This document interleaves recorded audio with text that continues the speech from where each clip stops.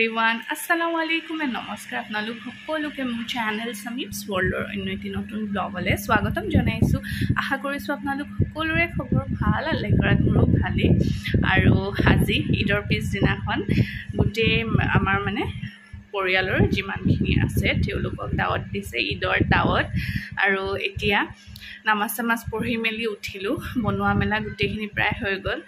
আৰু কালিৰ পৰা কি ঈদৰ আগদিনাখনৰ পৰাই আম্মা আৰু মই পূৰা কামত লাগি আছোঁ। যিমানখিনি দেখাব পাৰোঁ আপোনালোকক দেখুওৱা মেলা হৈছে বাৰু।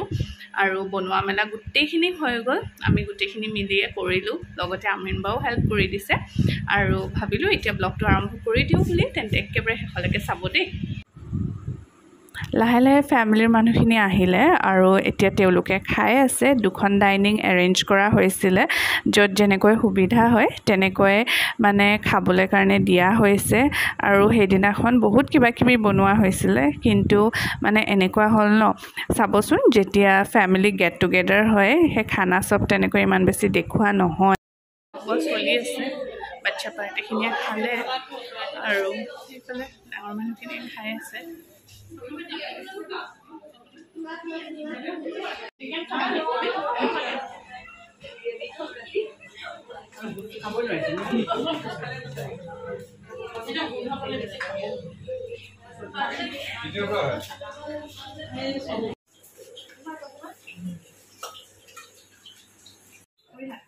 এইফালে মই কেক আনবক্স কৰি আছোঁ। আমৰিনবাৰ ৰুমতে কেকটো ৰাখি থৈ দিছিলোঁ। মই ফাৰ্দিনক কৈ আছিলোঁ যে কেক এটা লৈ আহিবলৈ কাৰণে। আপোনালোকে ভাবি আছে চাগে যে কাৰ বাৰ্থডে, সেইদিনাখন আমাৰ বাৰ্থডে আছিলে আৰু লগতে শেৱালি পেহীও কৈ আছিলে যে তেওঁৰো বাৰ্থডে আছে বুলি। ভাবিলোঁ দুগৰাকীক একেলগে কেক কটাই দিওঁ বুলি, আৰু এই কথাটো কিন্তু কোনোৱে গম পোৱা নাছিলে।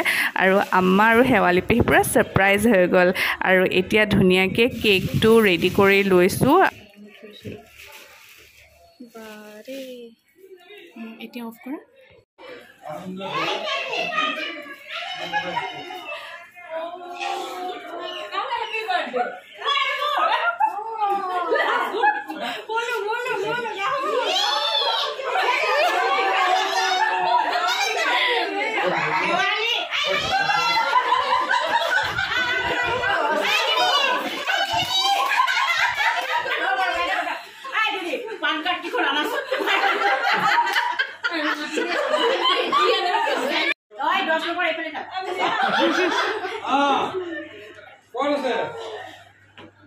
আৰু বাকী চব আহিলে নাই?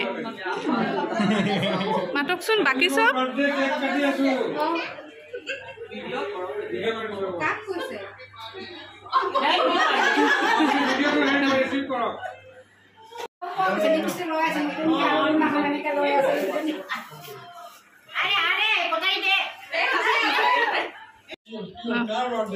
Happy birthday to you.